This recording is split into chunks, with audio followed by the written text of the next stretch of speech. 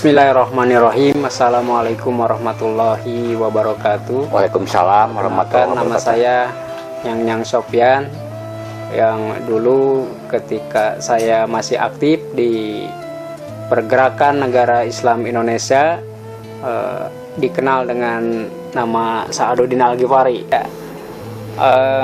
Saya pada kesempatan hari ini alhamdulillah bersyukur bisa berbincang dengan saudara saya dan napak tilas menggali perjalanan saya dulu ketika saya bergabung ke negara Islam Indonesia. Saya cuma bisa menghimbau dan mengharap kepada khususnya kaum muda ya, karena yang mudah sekali terjerat masuk kepada aktivitas negara Islam Indonesia itu adalah anak muda, karena memang anak muda itu girohnya cepat terbangun gitu dan cepat ini. Saya cuma bisa berharap untuk berhati-hati untuk bisa memfilter, jangan sampai kita tergesa-gesa.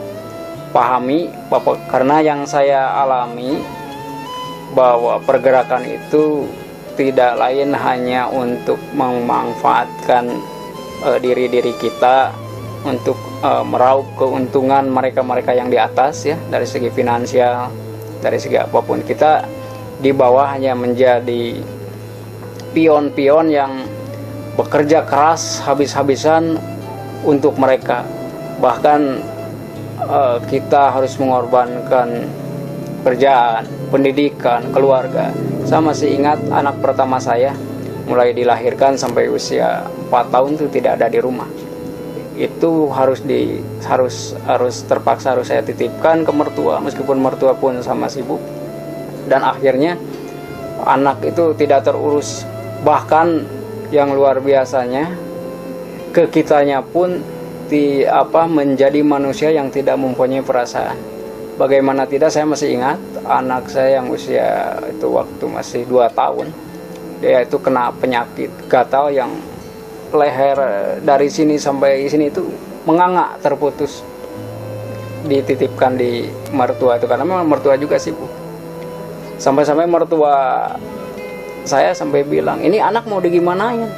Tapi sama sekali waktu itu tidak ada perasaan padahal itu anak sendiri gitu. Karena kita lebih mengutamakan negara daripada keluarga, dengan dalil-dalil yang mereka pahamkan kepada saya. Saya masih ingat anak dari sini sampai ke sini putus menganga kulitnya, dan itu tidak terobati. Jangankan berpikir obat gitu ya, untuk mengambilnya kembali diurus sama kita, enggak. Kita hanya ingin fokus di negara Islam Indonesia. Nah, itu hal-hal yang kalau Anda terjun ke sana, suatu saat Anda akan yakinlah, saya pernah menjadi korban ya, dengan istilah tadi, kita hanya menjadi sapi perah saja, kita tidak akan menjadi apa-apa.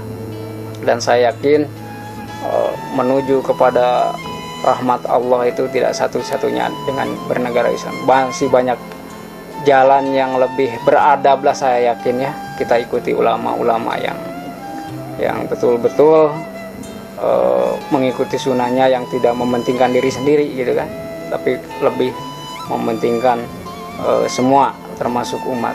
Yang saya rasakan, pimpinan negara Islam Indonesia waktu itu, dia mementingkan perutnya sendiri. Dia tidak peduli dengan kondisi umatnya, termasuk yang saya alami. Saya pekerjaan juga hancur, tidak pernah saya sampai merasakan rezeki gitu ya, karena memang setiap rezeki yang kita terima harus dimasukkan kepada negara. Keluarga juga seperti itu, kita tidak pedulikan istri mau seperti apa. Bahkan waktu istri hamil pertama kali 29 bulan aja kita masih nggak bisa ada di rumah gitu ya, tidak ada di rumah. Ketika anak lahir pun anak sudah tidak terpedulikan lagi.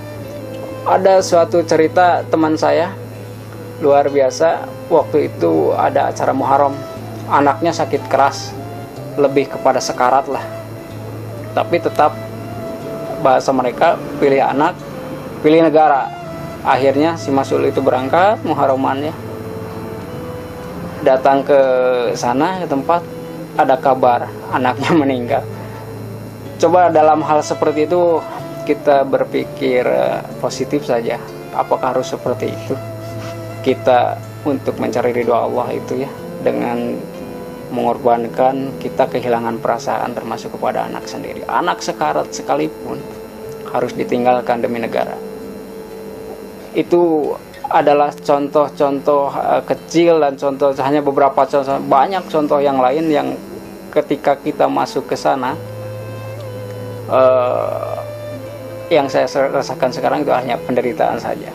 Dan kita hanya dihargai ketika kita masih mampu memberikan nafkah kepada negara, yaitu untuk memenuhi kebutuhan mereka. Kalau kita udah dalam kondisi susah, mereka sama sekali tidak mempedulikan gitu. Itu saja mungkin pesan-pesan dari saya agar generasi siapa saja yang nanti kedatangan tamu untuk membawa pemahaman itu agar lebih memfilter ya, kita persiapkan. Makanya saya harapkan ya generasi-generasi muda masuklah ke majelis-majelis pengajian agar kita punya wawasan gitu. Pengalaman saya, kurangnya ilmu itu mudah tergiur, mudah terbujuk, dan mudah diarahkan ke hal-hal yang kurang benar. Dan itu saya tidak ingin dialami oleh yang lainnya. Kita harus mampu menjaga diri, keluarga, dan lingkungan kita. Sekian mungkin itu himbauan dari saya karena saya mengalami penderitaan.